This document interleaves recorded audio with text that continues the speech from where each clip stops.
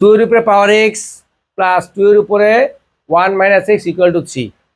এটা তো আর বেস টেস এরকম মিলতেছে না। দেখো আমি ভাঙাবো এটার আগে। 2 এর উপরে এক্স প্লাস এই 2 এর উপরে দুজন না, 2 এর উপরে 1 আবার কি 2 এর উপরে মাইনাস এক্স। বুঝছো? এটা আলাদা করলাম। 2 এর উপরে দুজন না, 2 এর উপরে 1 আবার 2 এর উপরে মাইনাস এক্স, বা 2 এর উপরে এক্স প্লাস এটা তো 2ই থাকে না, 2 এর উপরে 1 দিয়ে কোনো লাভ আছে? আর এটা কি হয় 1/2x। এটা কি বুঝছো? কে বলতে পারবা যে কেন 1/2 পাওয়ার এক্স হয়েছে? বলো। ওই যে বলছিলাম মাইনাস, মাইনাস থাকলে 1, কোনো কথা নেই। মাইনাস থাকলে 1 বসে যা আছে তা বসে দিব, ঠিক আছে? সমান 3 বা 2x প্লাস 2x 2 একে 2 ইকুয়াল টু 3। এখন এমন আছে, এখন আমরা দেখো এই যে 2x টাকে কিছু একটা ধরে নিই। 2x টাকে মনে মনে কিছু এ বি সি যা মন চায় ধরে নিই আমি।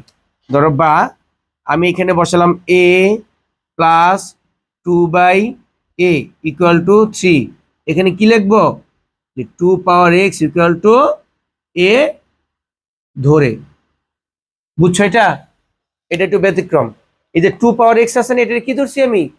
a ধরছি। এটার পরিবর্তে a বসাইছি প্লাস 2 এর 2, আর এটার পরিবর্তে a বসাইছি। এই পর্যন্ত বুঝছো সবাই? আচ্ছা গেল। তারপরে কি হবে দেখো এখানে, বা এটা লসাগু করব। লসাগু কত আসে? a। a আসলে a স্কয়ার না, a square plus 2 equal to 3। বুঝছো? এটা লসাগু পারো তো? ওই যে লসাগু a হইলে a দিয়ে a গুণ করলে স্কয়ার প্লাস a বা থাকে 2। জানো তো লসাগু পারো এটা? আচ্ছা, না পারলে জিজ্ঞেস করবা, চুপ করে থাকবে না। পরে a square plus 2 equal to 3a। আর গুণ করলাম, এই যে আর গুণ, ঠিক আছে? নিচে কিছু নাই, এটার আছে নাই।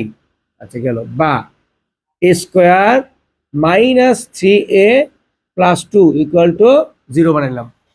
এই যে এটা স্কয়ার রাখলাম, মাইনাস 3টা নিয়ে আসলাম। এখন এটা আমি কি করব? মিডল টার্ম করব। মিডল টার্ম পারো? a square minus 2a minus a plus 2। Middle term কে বুঝো না? বলো। মিডল টার্ম বুঝো না কে কে? মিডল টার্ম হলে যে লাস্টে 2 আছে না, মানে প্রথম তো কোনো সংখ্যা নেই, এই যে 2, এই 2 কে লসাগু করব। 2 একে 2, পর 2 ভাগে ভাগ করব। 2 এর একে যোগ করলে কত হয়? যোগ বা বিয়োগ হয়। 2 এর একে কত হয়? 3। বুঝতে পারছো? এই দেখো 2a থেকে আর 2a মাইনাস a, এই যে 3a হয়। এটা ভাঙাইছি, আর কিচ্ছু না। বা এখন কমন নেই, কি কমন যায় এখান থেকে? a কমন গেলে a মাইনাস 2 মাইনাস কিছুই জানা মানে 1, 1 কমন হলে a প্লাসে মাইনাসে মাইনাস 2 ইকুয়াল টু 0। বা a minus 1 a minus 2 equal to 0। বুঝছো? এটা এই যে a মাইনাস 1 বসানো আর a মাইনাস 2 a মাইনাস 2 বসাচ্ছি, হয়েছে? বুঝছো? আচ্ছা, এই বন্ধুটি উঠাও আগে। আচ্ছা দেখো, তারপর দেখো কি করা যাবে। এটা কি, এটার মান দুইটাই তো 0, তাই না?